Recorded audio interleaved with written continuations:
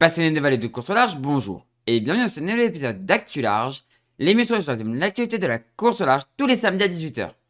Aujourd'hui, déjà, avant de commencer à vous parler des sujets d'aujourd'hui, je voulais m'excuser de ne pas avoir fait d'Actu Large la semaine dernière, mais j'étais en live 24 h à l'heure où j'enregistre déjà là, et l'heure où vous regarderez cette vidéo, j'étais en live 24 h il y a une semaine, donc j'ai pas pu faire d'Actu Large, donc j'en suis désolé, mais voilà, cette semaine, il a lieu aujourd'hui.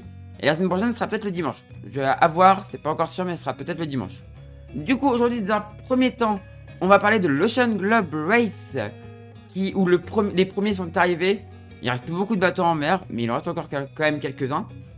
Ensuite, on va parler de la Global Solo Challenge, où il reste un bateau en mer et un bateau en escale. On va parler de ce qui s'est passé. Ensuite, on va parler de la Clipper Wound the World, qui continue, qui est presque arrivée aux États-Unis. Ensuite, on parlera de la Niji 40 qui elle aussi continue avec deux grosses options et une belle bataille pour la tête. Et enfin, on parlera de la Cap Martinique qui est partie et qui arrive en ce moment à Madère et qui va contourner Madère pour pouvoir aller vers la Martinique avec malheureusement la course qui est devenue tragique. Du coup, je vous rappelle que si vous voulez rien louper des prochaines vidéos, n'hésitez pas à vous abonner et à activer la petite cloche de notification. Et si vous voulez me retrouver en live, je suis en live quasiment tous les jours, sauf que j'ai indiqué dans le planning qu'en post-communauté sur ma chaîne principale ou sur le Discord. Donc n'hésitez pas à me rejoindre en live sur YouTube, Toria la chaîne, ou sur Twitch, Toria la chaîne. Et du coup, on commence tout de suite avec l'Ocean Globe Race. On commence cette actu large par l'Ocean Globe Race, qui s'approche vraiment de sa fin. On a eu la victoire, on a eu le premier bateau arrivé sur cette dernière étape, enfin les premiers bateaux arrivés sur cette dernière étape. Et j'ai appris un truc, alors malheureusement je vous dis ça au moment où c'est triste parce qu'ils ont abandonné l'étape. Sur Translate 9, il y avait un jeune qui a appris à naviguer au CVD et qui a navigué avec une de mes collègues. Je savais pas du tout, je le savais pas du tout, mais voilà. Sur Translate 9, donc sur Translate 9, il y a quelqu'un qui a été au CVD et qui a fait le tour du monde du coup, quasiment, parce que bon, ils sont quand même arrivés à Madère quoi. Ils ont quand même fait le tour quoi. Et donc voilà l'arrivée. Victoire écrasante de Pendwick avec Marita Barley en tant que skipper.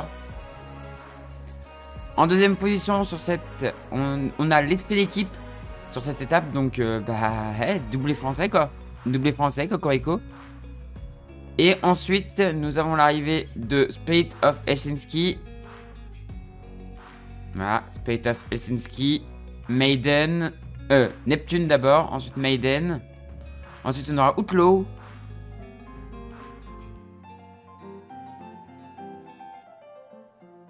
Voilà, Outlaw qui rentre dans la Manche. Des belles arrivées assez émouvantes. N'empêche, finir un tour du monde, c'est énorme. Hein. C'est beau. Hein. Finir un tour du monde, c'est quand même magnifique. Et surtout, l'arrivée de Pendwick, voilà, c'est beau quoi, que ce bateau puisse... tant d'années après, encore le faire, c'est magnifique. C'est magnifique. Donc, actuellement en mer, il reste Triana, White Shadow, Evrika, Galliana, With Secure, Sterna et tout derrière, Explore. Et 39 qui est toujours en escale, mais vraiment ça pourra pas repartir. Je pense à cause de leur avarie, quand même, c'est quand même un problème de coque, quoi, donc c'est pas rien, quoi. On va regarder la météo pour eux, pour les derniers temps. Donc là actuellement on a un vent d'est sur le golfe de Gascogne, donc c'est absolument pas bon pour avancer. Donc au près pour aller vers l'arrivée. Sterna lui a du vent de sud-sud-est, donc c'est beaucoup mieux. Et Explorer lui a du vent de ouest-nord-ouest, donc c'est pas trop mal non plus. Si on regarde un petit peu comment ça va évoluer, malheureusement Explorer le vent va s'évanouir, hein, il va passer au nord. Plein nord, puis après un peu plus nord-est, donc ça va être moins bien. Et malheureusement, ce qui est aidé là, ça va remonter. Et donc Sterna va aussi tomber dans du vent d'est, quoi. Alors que Explorer, lui, pourra peut-être essayer de s'aider avec cette petite dépression là, à partir du 22. Donc dans 2 jours. Quoique, non, même pas, il sera... Non, ça sera du près, finesse, le pauvre. Et par contre derrière pour ce groupe là le vent va basculer un peu plus au nord Par contre, grosse zone de molle sur la manche. Mais ce sera un petit peu plus... un peu plus simple, on va dire. Et Sterna, ouais, Sterna, ça va pas être simple non plus. Il y a des zones de molle qui s'installent. Par contre, une fois que t'es là-dedans, après c'est du vent de nord, ça devrait aller relativement vite. Alors que pour Explorer, bah ça va être du près. Du près, du près, du près, encore du près. Dans ce système-là, en fait, ça va être du près. Donc il va falloir remonter au près pour essayer d'aller chercher par là, quoi. Ça va être une fin de course longue. Et très longue pour Explorer. Fin de course très longue pour Explorer, alors que les autres, ça va accélérer, ça va finir dans la semaine. Et on voit même le 28 avril, grosse zone de molle qui va pas aider, alors que le 29, ça revient. Le 29, ouais, à partir du 29, par contre, ouais, le 29 avril, ça sera beaucoup mieux pour avancer. Donc, à Explorer, je pense pas que ce soit encore cette semaine. Mais une fois qu'il aura quitté la zone de près, qu'il aura peut-être réussi à gagner des systèmes un peu meilleurs, ça devrait aller assez vite. Mais dans tous les cas, on refera le point. Alors dans une semaine, ce sera peut-être un peu décalé, peut-être le dimanche, à voir. Mais en tout cas, on refait le point la semaine prochaine dans Actu Large.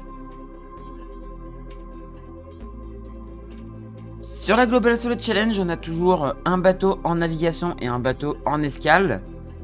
En navigation, mais plus pour très longtemps. Donc on va voir l'avancée du coup de Koala Maoli, donc de David Linger jusqu'à l'arrivée. Il est quasiment arrivé à l'heure où j'enregistre. Peut-être qu'il sera arrivé à l'heure où vous regarderez. Vous allez voir où est-ce qu'il se trouve. Et au sud, bah, malheureusement, on va en parler de ce qui s'est passé au sud. Je vais vous en parler juste après. Et donc voilà la situation actuelle. La situation actuelle du coup de David Linger. Il est à Sine 5 à 103 000 de l'arrivée. Donc il ne sera pas arrivé quand vous regarderez cette vidéo. Mais il est plus très loin. Ça va être une arrivée dans les prochaines heures. Et par contre au sud, alors, il est en sécurité. Louis Robin est en sécurité sur le souffle de la mer 3. Un héros, ce mec juste il a réussi un truc de fou. Sauf qu'en fait, fatigué, exténué de s'être battu avec son bateau, vu qu'il avait plus de pilote automatique et tout, il s'est un peu battu. Et bah en fait il est arrivé en pleine nuit dans le passage pour aller vers Ushuaia. Et malheureusement il s'est trompé de baie et il s'est échoué. Donc il a été remorqué et malheureusement le remorquage lui coûte 15 000 €. Donc il y a eu un appel au don de fait. Je sais pas s'il est fini l'appel au don. N'hésitez pas à aller voir si l'appel au don est fini. Sinon si vous avez un petit peu à lui donner, ça serait cool. Parce qu'il mérite de pouvoir finir. Parce que ce qu'il a fait quand même dans les mers du Sud, c'est énorme. C'est énorme. Enfin, c'est beau quoi. C'est très très très beau. Mais en tout cas, on espère le voir repartir. Et bien évidemment, de toute façon, on verra l'arrivée de Koala Maoli la semaine prochaine. Et dès que Louis Robin repart, on continuera à le suivre dans Actu Large. On continue avec la Clipper Windsor qui continue, la traversée du Pacifique continue. Et donc on va voir ce qui s'est passé pendant ces 2 semaines. On s'était laissé avec une belle avance du premier qui avait été cherché à la Scoring Gate. Ensuite on a eu un bateau qui passait. Et alors pour pas montrer qu'il allait chercher la Scoring Gate, Zunai pour pas montrer qu'il allait chercher la Scoring Gate s'était mis en fantôme. Donc voilà, on arrive le long de la zone interdite, Northern Limit. Vous voyez, hein, ils ont tous été cherchés au maximum. Puis après par contre, on doit rester dessous, quoi. On doit bien rester dessous. Finalement, elle les a pas tant gênés que ça. On voit que ça avance bien. Alors, le premier a disparu et il va réapparaître. Et voilà, il réapparaît. Et par contre, derrière, ça répond en se mettant pareil. Et on voit que l'écart, c'est bien réduit quand même. Hein. L'écart, c'est quand même bien réduit entre les premiers. Par contre, il y a un écart phénoménal avec les derniers. Les derniers sont à 474 000 derrière. C'est énorme. C'est énorme. Donc, actuellement en tête, on a Halong Bay Vietnam, suivi par Qingdao et UNICEF qui a 85 000. Il y a quand même, ouais, il y a quand même 57 000, 85 000. Ouais, il y a quand même un peu d'écart, quoi. Il y a quand même un peu d'écart. Et Zunai à 133 000 en 4ème position. Ensuite, derrière, on retrouve Yacht Club de Punta del Este, 354 000 derrière, en 5ème position. Et ensuite, on a une bataille pour pas finir dernier entre Dartoulit 6ème, PSP Logistics 7ème et Washington DC 8ème. Et on a 2 bateaux en mode fantôme. Donc, on sait pas trop où est-ce qu'ils sont. On va regarder où est-ce qu'ils ont disparu. Voilà. Ils étaient derrière. C'est vrai qu'on n'a pas trop regardé ceux de derrière, mais... Et voilà. Par exemple, là, on retrouve Ben Kezela, donc qui est actuellement en mode fantôme. Et Unicef. Alors, Unicef, non, il est plus en mode fantôme, lui, par contre. Et c'était... Ori and Ocean, je crois. Qui est honnête. Je sais plus lequel était en mode fantôme. Au secours. Oui, ça. C'est Ori and Ocean.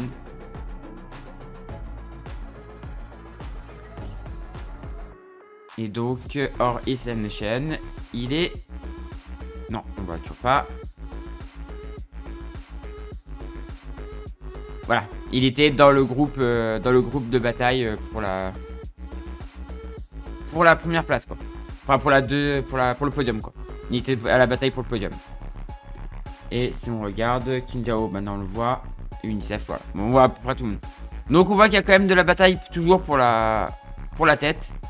Unicef, donc on sait que c'est à peu près... c'est pas trop mal, quoi. C'est pas trop mal quand même. Il y a quand même un peu de bataille.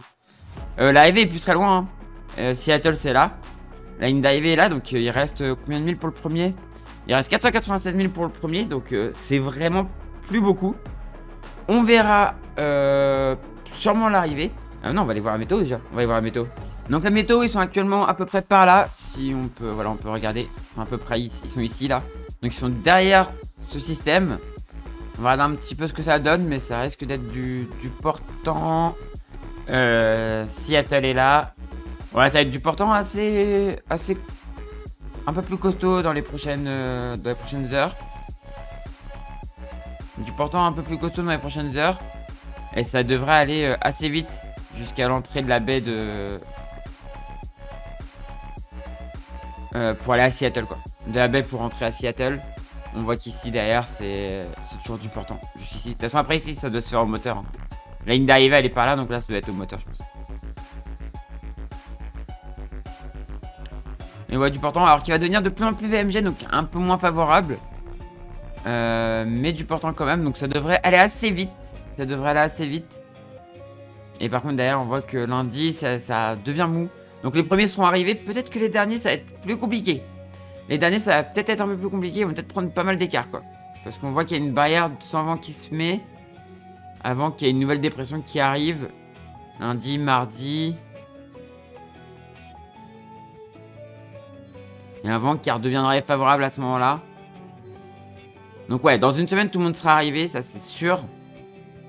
Parce qu'il reste 800 000 au pire pour les derniers, quoi. Et vu que ça va se faire au portant, ça devrait se faire, quoi.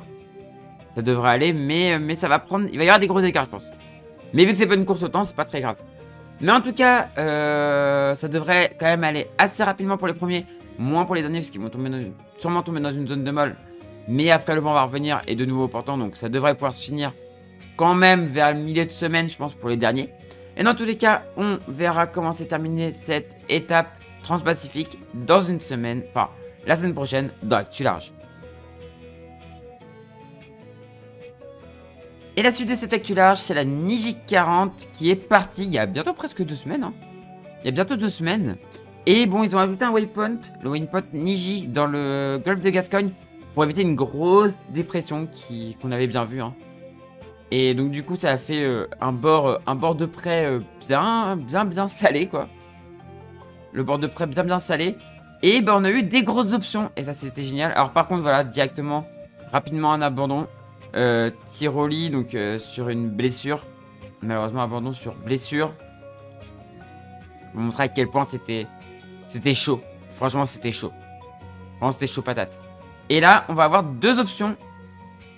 Voilà, 2 options qui se dessinent. 2 bateaux qui descendent au sud. Everial et décuple. Et tout le reste qui part sur l'option nord. Donc avec des bords de folie quoi. Donc une option plus sage pour le bateau.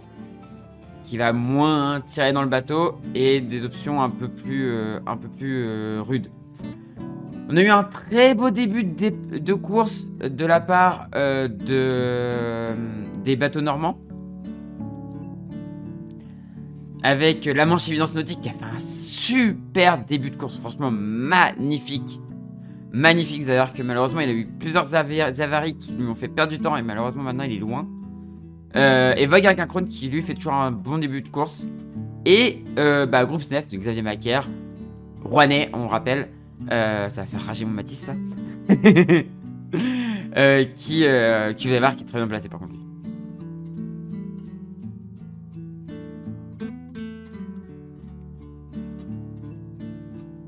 Donc voilà, bon, on voit déjà des bateaux un peu largués. Et voilà, malheureusement, on voit... En plus, hein, c'est ça qui est chaud, c'est que... Quand on y pense, la Manche Évidence Nautique était en bataille avec Groupe Snef. Au moment des avaries, quoi. Et donc vous voyez, là, il se fait un tout petit peu larguer. C'est juste ce petit écart. Et voilà, et encore une avarie. Malheureusement, alors on voit les bateaux au sud, là, qui, eux, commencent à prendre du bon vent. Et vous voyez, regardez, l'écart qui se fait à cause... Ça met les boules parce qu'ils étaient bien partis, mais ça montre que le bateau est très bon, l'équipage qui est à bord est très bon aussi. Donc c'est plus... Il y a des bonnes nouvelles quand même quoi, il y a quand même des bonnes nouvelles. Et donc voilà, escale en plus pour réparer encore, pour essayer de réparer les avaries. Donc il y a quand même des bonnes nouvelles, c'est que le bateau est bon. Mais malheureusement, là il utilise des avaries. C'est absolument pas de leur faute. Et malheureusement, on a Tohu, Bohu, donc avec Bertrand Guillonneau, Nicolas Boadjezi et Arthur Peugeot qui font escale et qui malheureusement abandonnent. Et c'est pareil pour Interaction, il y a Nick Lévory, Erwan Lévory et Louise Comon qui malheureusement abandonnent aussi. Vous allez voir qu'ils font escale tous les deux. Les deux font escale. Voilà, ça fait escale et malheureusement ça va abandonner. Et là voilà, on a eu le bord de ce que j'appellerais un bord de sanglier. C'était très puissant. Ça allait très vite. Travers au vent, travers aux vagues, à fond la caisse. C'était chaud patate. Et donc on voit la belle bataille entre Acrobatica du coup et Groupe Snef. Donc vous voyez à quel point la Manche Évidence Nautique ils étaient bien, ils étaient en bataille avec Snef quoi. Et là voilà. Un peu les boules.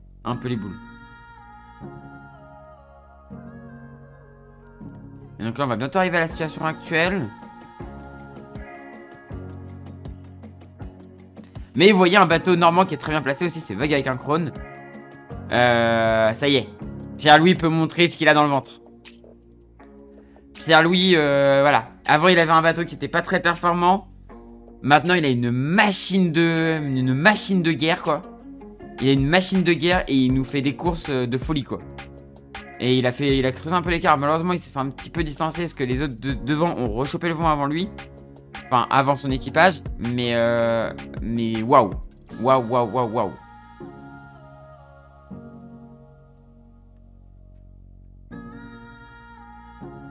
Et voilà, là on va arriver à la situation actuelle.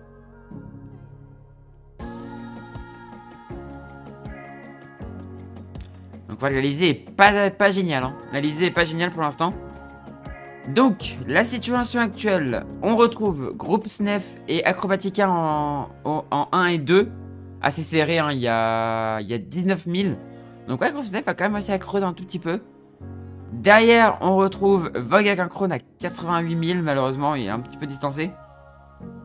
Derrière, on a une bataille de fous furieux entre Amaris en 4ème.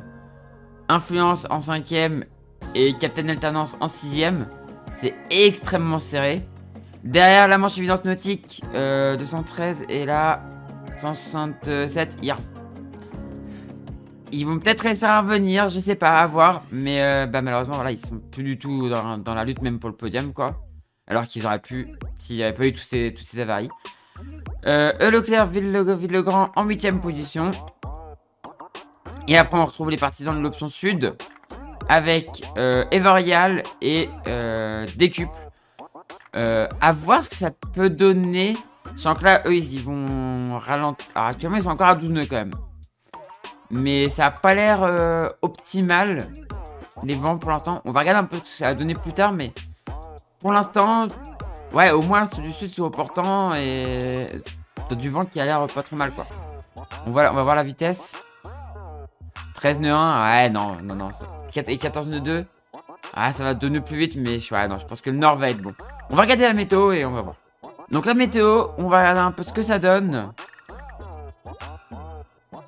Donc en plus j'ai refait une actualisation. Parce que vous savez le truc avec la météo sur ces cartes là. Et donc on voit que les deux sont sur le même bord vers l'ouest. Donc les deux premiers sont sur le même bord vers l'ouest. Ah non, ça s'ouvre bien. Oh là là là là. Oh là là là. Ouais non, c'est bon. C'est bon pour groupe Snef et Acrobatica. Et même pour le groupe du Nord. Je pense que les deux sudistes c'est mal barré. Parce que ok, ils ont du vent, mais peut-être le nord aussi quoi. Ouais non, c'est bien ouvert, 44 heures. Ouais non, les sudistes c'est... Vous pouvez passer en mode croisière les mecs hein. Je pense que là c'est mal barré quoi. C'est mal barré pour les sudistes.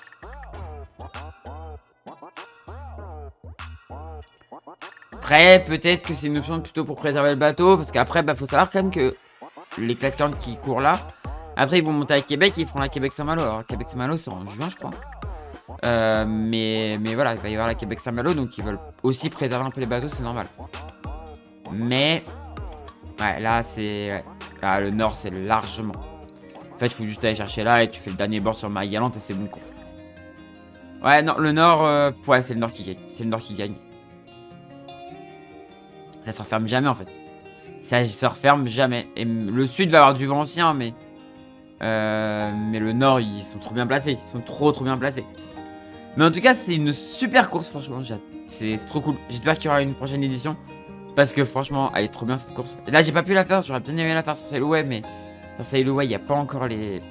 Il n'y a pas encore les classes 40. Mais je sais pas si ce sera tous les 4 ans, tous les 2 ans cette course. Mais dans tous les cas, la prochaine fois qu'ils la font, s'ils la refont, je la ferai sur Sailaway. Et bien sûr, on verra comment s'est passé cette fin de course dans une semaine dans ActuLarge. Et on finit cette ActuLarge par une course qui s'annonçait belle, mais qui malheureusement est déjà tragique. La Cap Martinique, on va voir ce qui s'est passé ces premiers jours. Donc la descente au portant, au reaching dans le golfe de Gascogne, plutôt pas mal. Donc c'est une course avec qui va en Martinique, avec des équipages, enfin avec des duos et des solos. Des duos et des solos du coup en direction de la Martinique, en passant par Madère. Et bah, malheureusement, alors il y a des abandons hein, comme sur toutes les courses. Hein. Et malheureusement l'abandon le plus triste. Alors, bon, là, il est reparti. Mais l'abandon le plus triste, on va le voir en solo. Philippe Benoîton. Et c'est pire qu'un abandon, en fait. Il est tombé à la mer et malheureusement, il a été retrouvé décédé. Voilà. Donc, c'est un rappel que le solo, c'est dangereux. Enfin, la voile, c'est dangereux. C'est une... Ouais, je suis ému là, putain. C'est une piqûre de rappel. C'est une giga piqûre de rappel. Vraiment. Et c'est le cauchemar du solitaire que j'ai déjà fait quand je suis parti en Angleterre. Et ouais, quand j'ai lu ça, ça m'a... Voilà. Ça m'a un petit peu retourné, quoi. Ça m'a un petit peu retourné. Mais la course continue. Et ouais, par contre, c'est dur, quoi. C'est vraiment dur. Parce que on a tendance à l'oublier, il y a pas beaucoup, c'est rare les accidents comme ça où malheureusement on perd un marin. C'est assez rare, mais là bah c'est arrivé, Du coup, on va parler de choses un peu plus gai, on va parler du classement. Donc en duo, Foggy Du pour France, Noël Racine et Ludovic Sénéchal sont en tête. Suivi par Blue Sky, Gérard Queneau et Bertrand Daniels. Ah oui, et je vous ai pas dit, c'est des bateaux que j'appellerais classiques, c'est du bateau course croisière quoi. Alors il y a des bateaux qui sont très typés course quand même, hein, mais c'est pas du bateau monotype course au large quoi. Voilà. Et Terre d'enfants sur l'Atlantique, Amaury Dumortier et Geoffrey Thiriez pour la 3e place. Et le dernier actuellement, c'est Fléau Coco Anne Dlo, donc qui est Titi, qui est à 227 000 du leader. Et c'est Christophe Lollier et Arnaud Lecoq qui le skip. On a du coup déjà 3 abandons. L'Opale a chacun son Everest. Pour Ferdinand et Saint-Énergie France Renouvelable. Donc les 3 abandons. En solo, on a CMG pardon, EJ pour l'école Jules Verne, Rivian qui est en tête, suivi par Stolen for Pure Ocean, Ludovic Gérard, oui ça, et Festa pour Aster en 3e position, avec Jean-François Hamon. On va regarder du côté de la 9e position, Gaïa LH 0 déchet, LH pour le Havre, Julien Lebas, donc un des maîtres de port du port du Havre, que je connais un petit peu, enfin que j'ai rencontré plusieurs fois, qui est en 9e position à 79 000 du leader. Voilà, donc dans le top 10. Pas mal, c'est pas mal. Ah, il est pas sur le même bateau qu'il avait pour la Transat là, avec des quarantenaires, j'ai oublié le nom de la Transat. Mais il est plus sur le même bateau. Il a un autre bateau maintenant. Et donc on a du coup quelques abandons. Donc Philippe Pascoc sur... non. Bah justement Philippe Benoîton, pardon. Sur Philovan Pascoc. Voilà. Non, c'est lui qui est tombé à la mer et qui a été retrouvé décédé. Chaka Fidesco, Team Energy, Quentin Froment, donc abandon. Trophée Estuaire Rose Team de Choc, abandon pareil, Alexandre Ozon.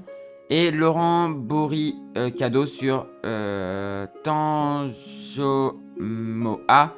pareil, abandon. Donc déjà quelques abandons. Et un dernier qui est très loin, le 16e. Donc Bertrand Fourmont sur Alpha Yes et Lec O. Et à 305 000 du leader. Donc déjà de l'écart. Mais voilà. On va regarder la météo. Donc je vais faire un petit F5 comme d'habitude parce que ces cartes là, on sait ce que ça fait si je fais pas de F5. Hop, et donc la météo. Donc ils arrivent bientôt à Madère. Hein. Ça va arriver assez vite. On voit que tout le monde est déjà au portant. Là c'est un bord. Alors le vent faiblit puis revient dans 13 heures. Bah là en fait c'est la nuit. Hein. Et la nuit, d'après ce que j'en sais, alors j'ai jamais été dans les Alizés en vrai. Mais ce qu'on m'a dit, c'est que la nuit, les alizés étaient un peu plus faibles. Donc là, on voit la nuit et ensuite, bah, ça revient. Ça revient au fur et à mesure. Enfin, après le soleil couché, les alizés étaient un peu plus faibles. C'est ce qu'on m'a dit. Et donc là, 22 h. Et on voit que c'est du portant et ensuite, ça va pouvoir... soit ça va aller tout droit à Madère. Enfin, à Madère, soit ça va faire ça et ça va faire ça. Soit ça va continuer à descendre plus sud.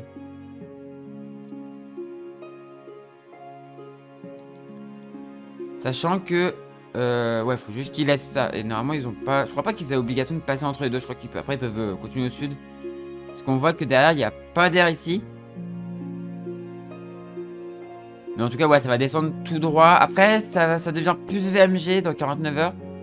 Mais je pense que dans 49 heures, si tout le monde n'est pas passé, bon, il y en aura peut-être quelques-uns. Mais au pire, il y aura un bord à tirer, un bord comme ça. C'est pas très compliqué. Mais surtout, il y a du vent, quoi. Il y a du vent, donc ça, c'est cool. Et derrière ça s'ouvre un peu là, dans 55 heures, il y a une petite ouverture ici pour essayer d'aller choper cette dépression là. Je pense que c'est ce qui va être tenté parce qu'au sud il n'y a pas d'air. Ouais non, au sud il n'y a pas d'air. Donc je pense que l'option ça va être de partir comme ça, affronter la zone de molle et en fait aller chercher après les vents plus forts au nord quoi. Ouais, c'est ça qui va être fait. Après en fait ça va jouer au nord de la dépression comme ça. Parce que là, il y a de l'air. Et au sud, il n'y a pas d'air. Donc ça va jouer en fait dans cette zone-là. Ça va jouer ici, là. Peut-être en prenant un bord comme ça. Donc peut-être pas beaucoup d'options en fait. Pas énormément d'options. Ça va sûrement être assez rectiligne. Ça va être une course de vitesse.